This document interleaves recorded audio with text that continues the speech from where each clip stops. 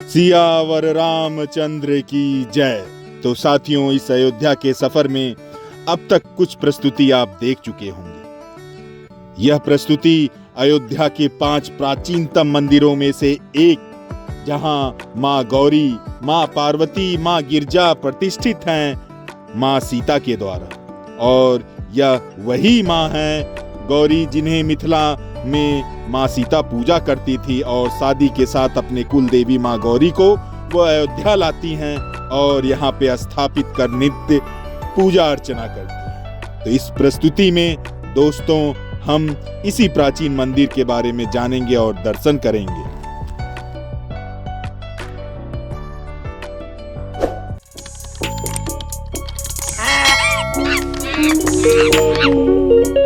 जय श्री राम दोस्तों।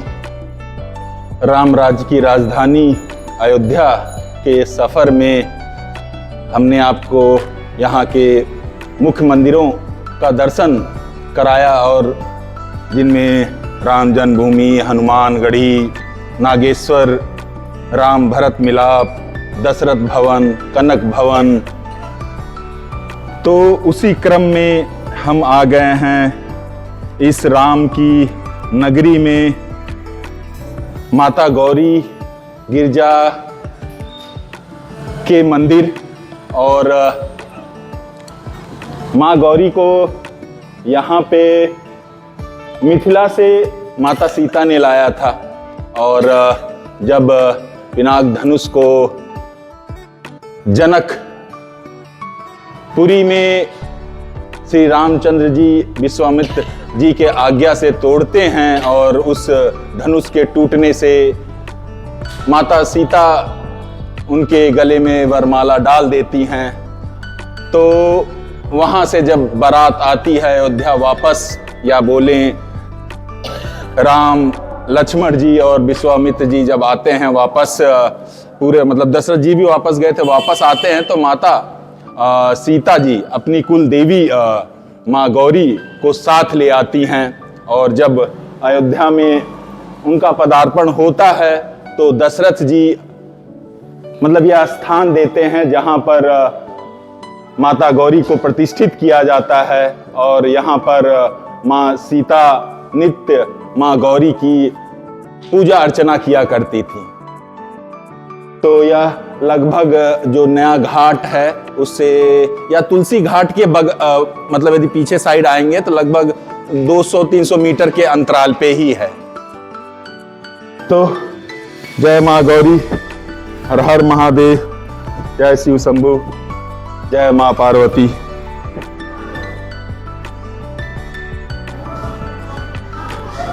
पंडित जी, मुख्यतः यही पौराणिक कथा थी ना जी।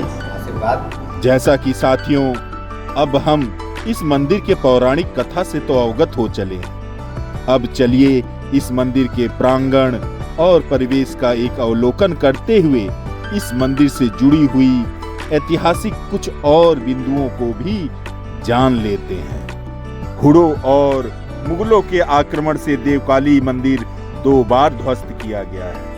पहली बार इसका पुनर्निर्माण महाराजा पुष्यमित्र ने, और दूसरी बार मुगलों द्वारा ध्वस्त किए जाने पर बिंदु संप्रदाय के महंत ने इस भव्य मंदिर के स्थान पर एक छोटी सी कोठरी का निर्माण कराया।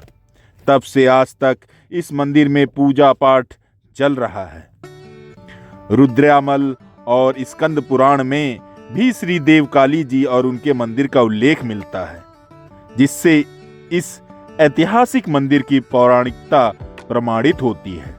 वही चीनी यात्री हेंग स्वांग व फाइयान ने भी अपने यात्रा में इस मंदिर की प्रतिष्ठा, वैभव और विशेषता का उल्लेख किया है। देवकाली मंदिर में वर्ष भर मां देवकाली की पूजा अर्चना, परंपरागत उत्सवों का क्रम जारी रहता है।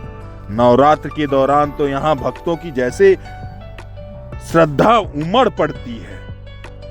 और यह स्थान माता सीता की कुल देवी का है। माता सीता मां पार्वती का गौरी के रूप में पूजन करती थी।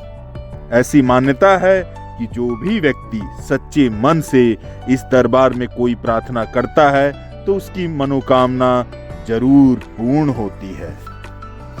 अगर हम यहाँ पर होने वाली आरती के समय की बात करें तो शीतकाल में सुबह 6:30 बजे मंगला आरती के साथ मंदिर के कपाट खुलते हैं। 11 बजे भोग आरती के पश्चात भोग लगाया जाता है। संध्या काल में 4 बजे बाल भोग आरती होती है एवं सायं 7:30 बजे आरती कर 9 बजे मंदिर के कपाट बंद कर दिए जाते हैं। ग्रीष्म काल में प्रातः आधा घंटे पहले मंदिर के द्वार खुलते हैं और रात्रि में आधा घंटे देर से बंद होते हैं। अयोध्या में आज भी यह परंपरा विद्यमान है। माँ देवकाली को उमा, कात्यायनी, गौरी, कल्याणी, दैत्यमर्दिनी, दुर्गति नाशिनी, दुर्गा, शंकर, प्राण वल्लभा, अपर्णा, पार्वती, काली, स्कंद और गणेश की माता योगिनी, भुवनेश्वरी, सर्वमंगला नाम से जाना जाता है। साल में 2 बार पड़ने वाले नवरात्रों में इस प्रसिद्ध सिद्ध पीठ में भक्तों की भीड़ जमा होती है और बड़ी ही श्रद्धा आस्था के साथ लोग मां के इस मंदिर में पूजा अर्चना करते हैं। ऐसी मान्यता है कि इस मंदिर में सच्चे मन से लगाई गई हर अरदास पूरी होती है। जय मां पार्वती, जय मां गौरी, जय सिया राम, जय सीताराम, जय सीताराम। चलिए इसी के साथ मैं यह भी आपको बताता चलूं या एक आइडिया दे दूं कि आप अयोध्या में इस मंदिर में यदि पहुंचना चाहें भारत के किसी कोने से तो कैसे आ सकते हैं। अगर आप वाया एयर आ रहे हैं तो लखनऊ अंतर्राष्ट्रीय हवाई अड्डा निकटतम हवाई अड्डा है जो अयोध्या से 152 किलोमीटर की दूरी पर है। अयोध्या गोरखपुर हवाई अड्डे से लगभग 158 किलोमीटर, प्रयागराज हवाई अड्डे से 172 और वाराणसी हवाई अड्डे से 224 किलोमीटर दूर है। अगर आप ट्रेन से आ रहे हैं तो अयोध्या लगभग भारत के हर प्रमुख महानगरों एवं नगरों से भली भांति जुड़ी हुई है।